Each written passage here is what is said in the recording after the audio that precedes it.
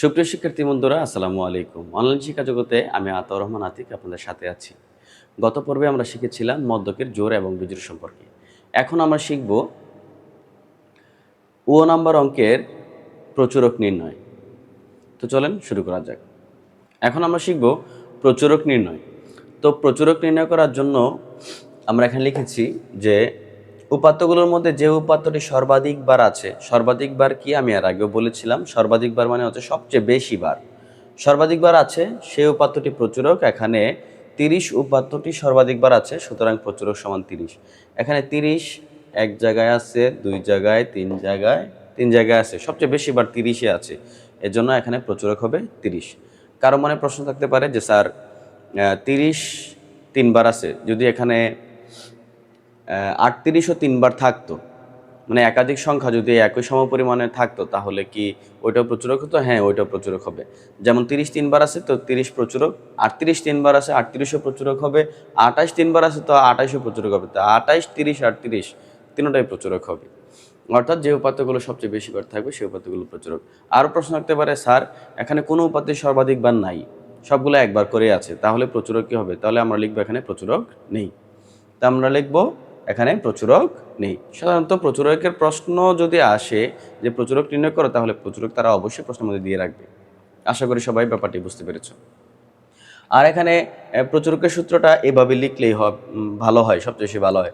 শুধুমাত্র 30-এর জায়গায় অন্য অঙ্কের ক্ষেত্রে যদি 30-এর জায়গায় মনে করেন 50 সবচেয়ে বেশি বার আছে, তাহলে 50 বসাই দিলেই আমাদের উত্তর হয়ে যাবে। তো এই অঙ্কের মধ্যে 30, তা আমরা লিখবো এখানে 30।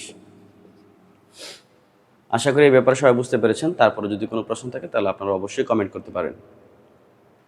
এবার 6 নম্বরের যে প্রশ্নটি আছে সেই প্রশ্নটির নাম হচ্ছে পরিসর নির্ণয় করো। তো পরিসরের সূত্র আমরা জানি সর্বোচ্চ উপাত্ত বিয়োগ সর্বনিম্ন উপাত্ত যোগ 1।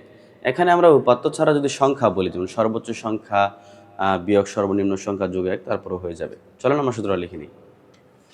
তবে প্রথমে আমরা সর্বোচ্চ সংখ্যা বা সর্বোচ্চ উপাত্ত, যদি আমরা সংখ্যা লিখি এখানে সর্বোচ্চ সংখ্যা, তাহলে সূত্রের মধ্যে লিখতে হবে সর্বোচ্চ সংখ্যা বিয়োগ সর্বনিম্ন সংখ্যা। আর যদি আমরা এখানে সর্বোচ্চ উপাত্ত লিখি, তাহলে আমরা এখানে লিখব সর্বোচ্চ উপাত্ত বিয়োগ সর্বনিম্ন উপাত্ত। তো সর্বোচ্চ উপাত্ত সমান সর্বনিম্ন উপাত্ত। তাহলে সর্বোচ্চ উপাত্ত এখানে আমরা যতটুকু জানি 58, আর সর্বনিম্ন উপাত্ত খুব সম্ভবত 10। সর্বনিম্ন উপাত্ত হচ্ছে 10।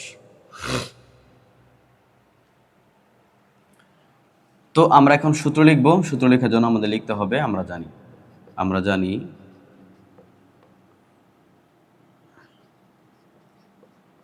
পরিসর সমান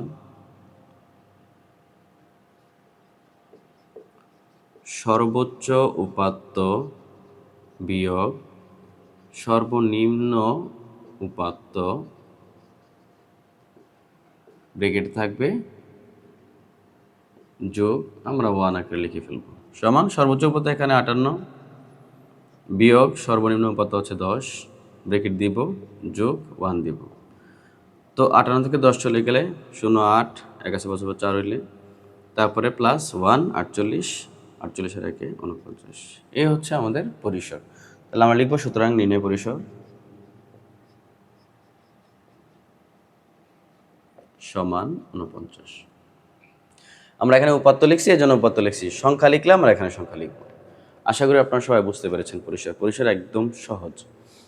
তো তারপরে যদি কোনো প্রশ্ন থাকে কমেন্টে অবশ্যই জানাবেন। তো এরকম নিত্য নতুন মজার শিক্ষামূলক আলোচনা পেতে আমার পেজটিকে অবশ্যই ফলো দিয়ে রাখবেন, সাথে লাইক কমেন্ট করতে ভুলবেন না। কোনো কিছু জানা থাকলে অবশ্যই আপনারা কমেন্ট করে জানবেন।